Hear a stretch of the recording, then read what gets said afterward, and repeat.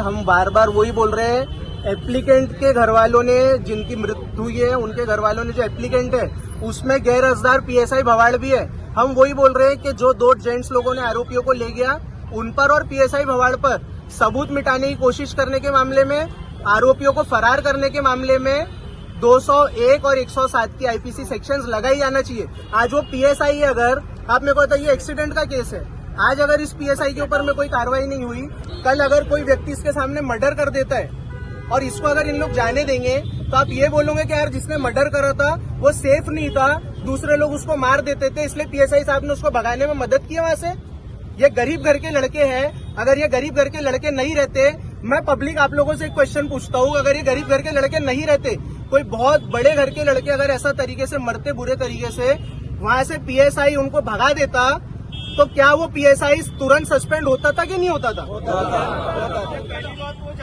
Medical में alcohol आ जाता, सुबह ही 304 कोरा लग जाता, नॉन अवेलेबल। ये हरकत ये हुई थी कि यहाँ मैयत होने की है, मैयत निपटने की है, फ्यूनरल होने का, अंतिम संस्कार होने का है और लड़कियों की बेल हो चुकी थी क्योंकि उनके ऊपर 304A का बेलेबल ऑफेंस लगाया गया। तो आज ये परिवार के दिलों पर क्या बीतती होंगी। और हम लोग एक बात और क्लियर कर रहे, हमको परिवार के लोगों से 1 रुपए की इन लोगों को कोई नीड है कि आप लोगों को MACT के थ्रू हम लोग जाएंगे, उसके अंदर में लीगली कंपेंसेशन इनको मिलेगा। ये आरोपियों के हाथ पैर जोड़ने की और ये सब की हम लोगों को कोई नीड नहीं है।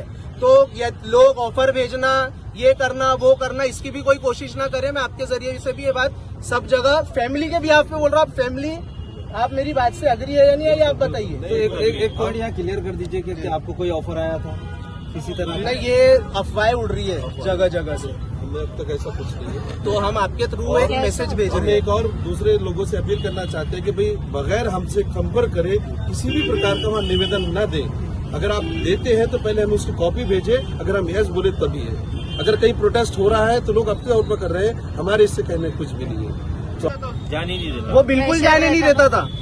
तो हमारी यही मांग है, हम लोग कोई क्रिमिनल लोग नहीं है, जहाँ पर पुलिस को सहयोग करना है हमेशा हम सहयोग करते।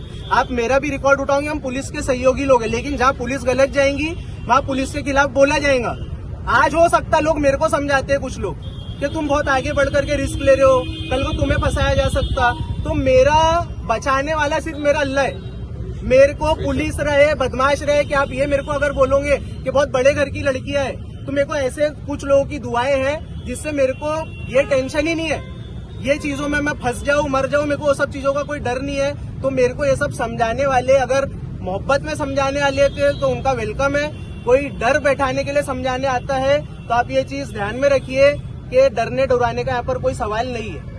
इतना ही मैं बोलूंगा। और हमने जब पीएसआई भवाड़ के खिलाफ शिकायत किया तब सीपी रविंद्र सिंघल साहब से हमने यही बोला कि साहब ये पीएसआई ने उनको भगाने में मदद किया है और यही पीएसआई हमारे केस में आईओ इन्वेस्टिगेशन ऑफिसर है, तो ये कैसा उनसे अच्छे तरीके से सही ट्रैक पर काम करेगा।